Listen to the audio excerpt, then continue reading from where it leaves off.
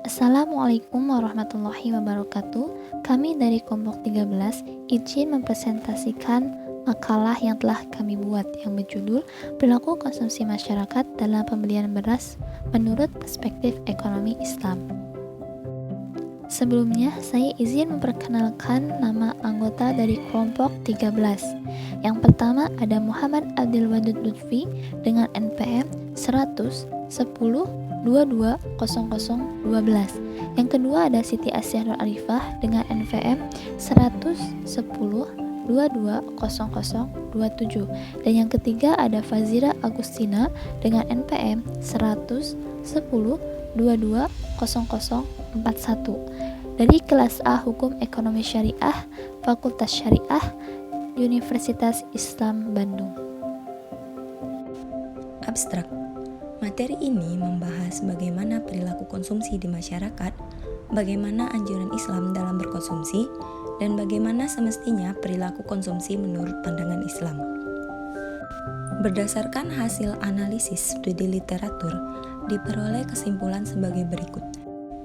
Pertama, perilaku konsumsi semestinya memperhatikan aspek-aspek yang tergolong kebutuhan primer, kemudian sekunder, dan tersier, sesuai dengan semangat al-maqasid syariah. Dalam pandangan Islam, perilaku konsumsi harus menghindari perilaku israf dan tabzir dalam menggunakan pendapat untuk memenuhi kebutuhan hidup. Dalam hal konsumsi pangan, untuk umat Islam seharusnya senantiasa menjaga unsur kehalalan dan ketholiban.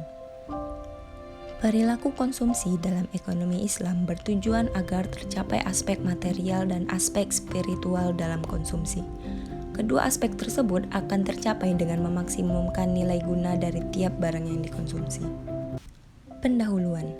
Sebagai anggota ASEAN, tentunya Indonesia mempunyai peran yang sangat strategis dalam implementasi masyarakat ekonomi ASEAN yang dikenal dengan istilah MEA yang telah dimulai pada tahun 2015. Terbentuknya MEA merupakan wujud dari keinginan negara-negara ASEAN untuk menjadikan ASEAN sebagai kawasan perekonomian internasional, dengan wujud adanya aliran bebas barang dan jasa, tenaga kerja yang terlatih, serta aliran investasi yang lebih bebas.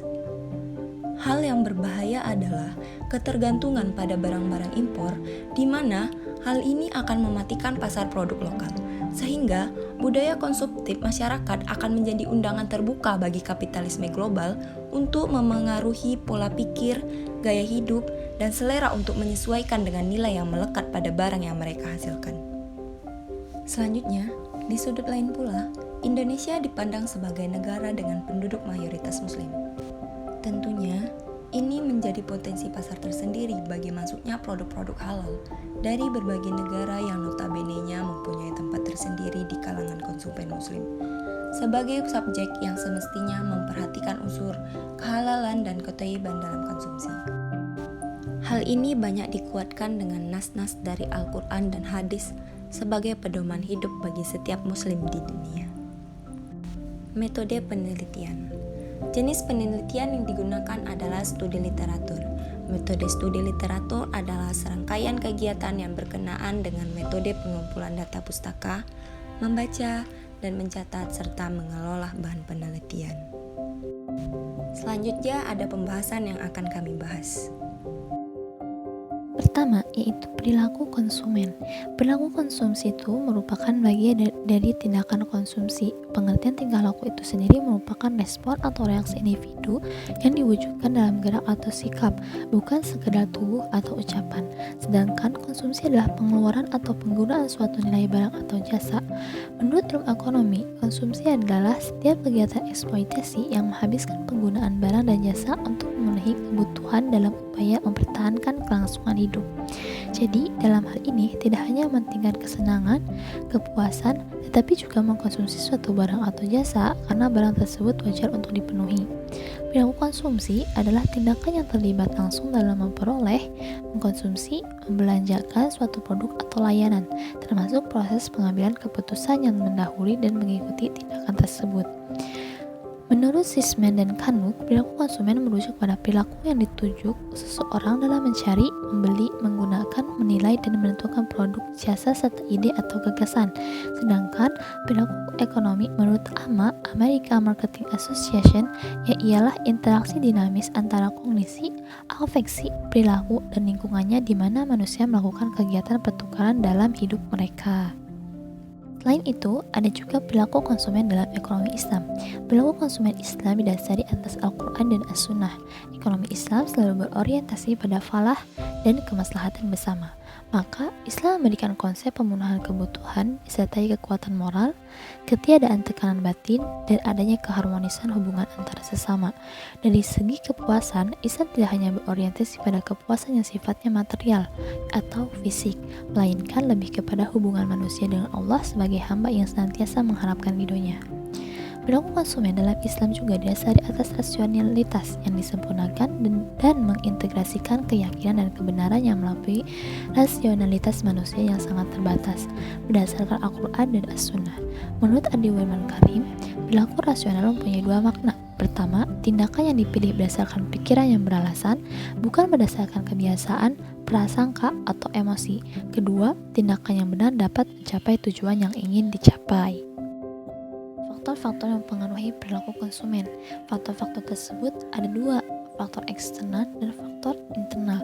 Faktor eksternal merupakan faktor yang meliputi pengaruh keluarga, kelas sosial, kebudayaan, strategi marketing, dan kelompok referensi.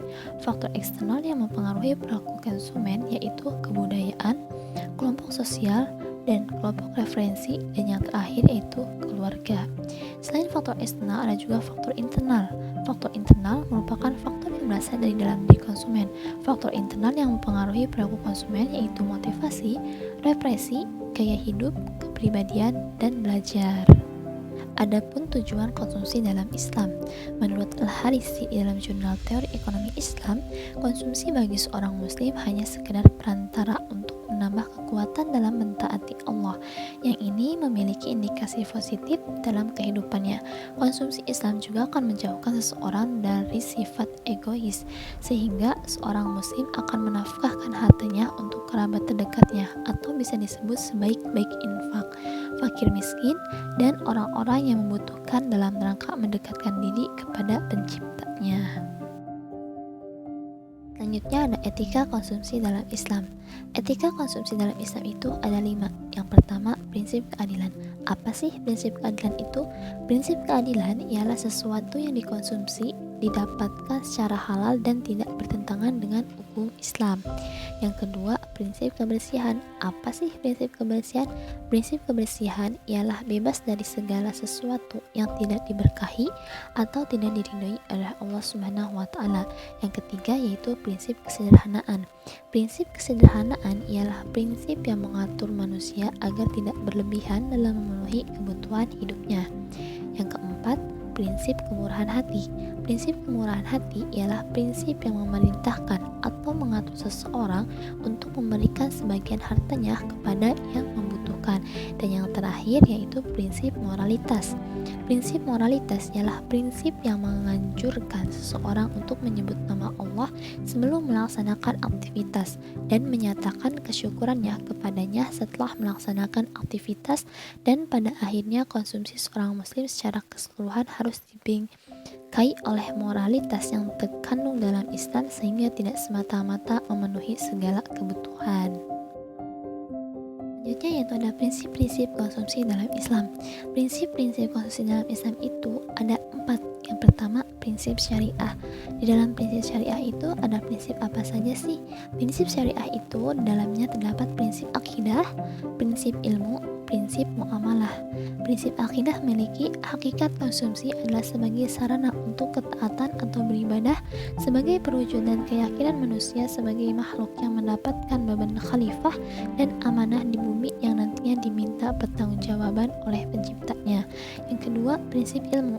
Prinsip ilmu yaitu seorang ketika akan mengkonsumsi harus tahu ilmu tentang barang yang akan dikonsumsi dan hukum-hukum yang berkaitan dengannya. Apakah merupakan sesuatu yang halal atau haram, baik ditinjau dari zat, proses maupun tujuan. Yang ketiga yaitu prinsip amaliyah. Prinsip amaliyah yakni sebagai konsekuensi akidah ilmu yang telah diketahui tentang mengkonsumsi Islam tersebut. Dua yaitu prinsip kuantitas. Dalam prinsip kuantitas itu ada 3. Yang pertama sederhana. Sederhana yaitu mengkonsumsi yang sifatnya tengah-tengah antara menghamburkan harta dengan pelit, tidak bermewah-mewahan, tidak mubazir, dan hemat. Yang kedua yaitu sesuai antara pemasukan dan pengeluaran, yang artinya dalam mengkonsumsi harus disesuaikan dengan kemampuan yang dimilikinya, bukan besar pasak daripada tian. Yang ketiga yaitu menabung dan investasi, artinya tidak semua kekayaan digunakan untuk konsumsi, tapi juga disimpan untuk kepentingan pengembangan kekayaan itu sendiri. Yang ketiga yaitu ada prinsip prioritas. Di dalam prinsip prioritas itu ada 3 juga nih. Yang pertama adalah primer. Primer yaitu mengkonsumsi dasar yang harus terpenuhi agar manusia dapat hidup dan menegakkan kemaslahatan dirinya, dunia dan agamanya serta orang terdekatnya, seperti makanan pokok. Yang kedua yaitu ada juga sekunder. Apa sih sekunder? Sekunder yaitu mengkonsumsi untuk menambah atau meningkatkan tingkatan kualitas hidup yang lebih baik, misalnya konsumsi madu, susu, dan sebagainya. Dan yang ketiga itu ada tersier. Apa sih tersier? Tersier yaitu untuk memenuhi konsumsi manusia yang jauh lebih membutuhkan atau dapat diartikan sebagai konsumsi perlengkapan manusia. Terakhir yaitu prinsip sosial. Prinsip sosial itu di dalamnya ada 4 bagian. Yang pertama yaitu kepentingan umat. Apa sih kepentingan umat? Kepentingan umat yaitu saling menanggung dan menolong sebagaimana bersatunya suatu badan yang apabila sakit pada salah satu anggotanya, maka anggota yang lain akan merasakan sakitnya. Sehingga Islam mewajibkan zakat bagi yang mampu, juga menganjurkan sedekah, infak, dan wakaf. Yang kedua yaitu keteladanan. Keteladanan itu memberikan contoh yang baik dalam berkonsumsi, apalagi jika dia adalah seorang tokoh atau pejabat yang banyak mendapat sorotan di masyarakat. Yang ketiga yaitu tidak membahayakan atau merugikan dirinya sendiri dan orang lain dalam mengkonsumsi, sehingga tidak menimbulkan kemudaratan seperti mabuk-mabukan, merokok, dan sebagainya. Yang terakhir adalah kaidah lingkungan. Kaidah lingkungan yaitu mengkonsumsi harus sesuai dengan kondisi potensi daya dukung sumber daya alam dan berkelanjutan atau tidak merusak lingkungan, tidak meniru atau mengikuti perbuatan mengkonsumsi yang tidak mencerminkan etika konsumsi Islam seperti suka menjamu dengan tujuan bersenang-senang atau memamerkan kemewahan dan menghambur-hamburkan harta. Seorang muslim dalam penggunaan penghasilan memiliki 2 sisi, yaitu yang pertama untuk memenuhi kebutuhan diri dan keluarga, dan sebagaimana lagi untuk dibelanjakan di jalan Allah Subhanahu wa taala. Selanjutnya, tingkat kepuasan konsumsi dalam Islam. Dalam Islam ada 3 hukum yang berlaku dalam konsumsi, yaitu halal, mubah, dan haram. Halal, orang wajib makan.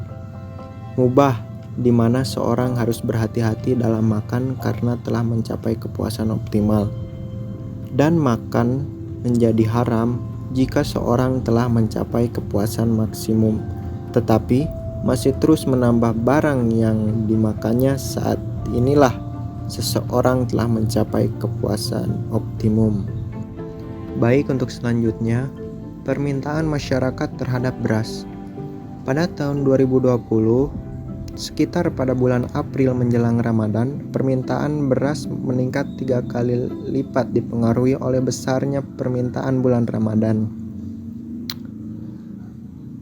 Kegiatan bekerja dari rumah dan penyaluran bantuan sosial oleh pemerintah pusat atau daerah. Meskipun demikian, Kementerian Perdagangan menjamin stok beras mencukupi untuk memenuhi kebutuhan bulan puasa Ramadan dan Lebaran 2020. Berdasarkan laporan Perum Bulog dan Kementerian Pertanian, Suhanto mengatakan, pemerintah memiliki stok nasional beras sebesar 3,3 juta ton. Jumlah tersebut terdiri dari stok di Perum Bulog sebesar 1 1,39 juta ton, stok di penggilingan sebesar 1,2 juta ton, stok di pedagang sebesar 728.000 ton, stok di pasar induk beras Cipinang sebesar 30.620 ton, dan stok di lumbung pangan masyarakat binaan BKB sebesar 2.939 ton. Namun, saat ini pemerintah telah melakukan langkah antisipasi dengan Badan Urusan Logistik Divisi Regional Sumatera Barat memastikan telah disiapkan 10.000 ton beras untuk mencukupi kebutuhan masyarakat di Sumbar pada 3 bulan yang akan datang.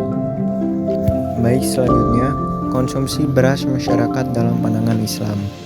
Dalam pandangan Islam, khususnya dalam perspektif perilaku konsumen Islam dan kepuasan konsumsi dalam Islam menimbun seperti ini tentunya tidak diperbolehkan. Ini sangat bertolak belakang dengan perilaku konsumsi dalam Islam. Perilaku dalam Islam berorientasi pada kemaslahatan bersama, juga adanya unsur moralitas. Tentunya sangat bertolak belakang dengan sikap penimbun beras ini, karena penimbunan beras ini dapat menyebabkan kelangkaan yang pada gilirannya harga beras naik dan dapat merugikan masyarakat. Maka dari itu, Islam menganjurkan kepada setiap penganutnya dalam melakukan kegiatan konsumsi senantiasa mengorientasikan kemaslahatan bersama. Selain itu, Islam juga mewajibkan kepada setiap umatnya untuk tidak berlebih-lebihan dalam hal apapun, terkhusus dalam aktivitas konsumsi yang nantinya meskipun barang yang dikonsumsi secara zatnya halal, namun karena berlebih-lebihan itu bisa menjadi haram. Dalam Islam, untuk setiap umat yang memiliki kelebihan harta, Islam memiliki sistem pengalokasiannya seperti zakat, infak, sedekah, yang mana hal ini tentu bermuara pada kemaslahatan yang diorientasikan oleh perilaku konsumsi dalam Islam. Nah, dari pembahasan yang telah kami sampaikan tadi, ada kesimpulannya nih. Kesimpulannya adalah ada 3 dasar yang menjadi pondari bagi perilaku konsumsi seseorang atau masyarakat muslim, ialah keyakinan akan adanya hari kiamat dan kehidupan akhirat. Konsep sukses dalam kehidupan seorang muslim diukur dengan moral agama Islam dan bukan dengan jumlah kekayaan yang dimiliki dan kedudukan harta. Dalam konsumsi Islam, ada 3 hukum yang berlaku dalam konsumsi, yaitu halal, mubah, dan haram. Halal yaitu orang yang wajib makan. Mubah di mana seseorang harus berhati-hati dalam makan karena telah mencapai kepuasan optimal. Dan makan menjadi haram jika seseorang telah mencapai kepuasan maksimum tetapi masih terus menambah barang yang dimakannya. Saat inilah seseorang telah mencapai kepuasan optimum. Maka dari itu, Islam menganjurkan kepada setiap penganutnya dalam melakukan kegiatan konsumsi senantiasa mengorientasikan kemaslahatan bersama. Selain itu juga, Islam juga mewajibkan kepada setiap umatnya untuk tidak berlebih-lebihan dalam hal apapun, terkhusus dalam aktivitas konsumsi yang nantinya meskipun barang yang dikonsumsi secara zatnya halal, namun karena berlebih-lebihan itu bisa menjadi haram. Dalam Islam, untuk setiap umat yang memiliki kelebihan harta, Islam memiliki sistem pengalokasiannya seperti zat, infak, sedekah, yang mana hal ini tentu bermuara pada kemaslahatan yang diorientasikan oleh perilaku konsumsi dalam Islam. Sekian presentasi yang dapat kami sampaikan, kurang lebihnya kami mohon maaf karena sejatinya kekurangan datang dari kami, kelebihan datangnya dari Allah Subhanahu wa Ta'ala. Terima kasih. Wassalamualaikum warahmatullahi wabarakatuh.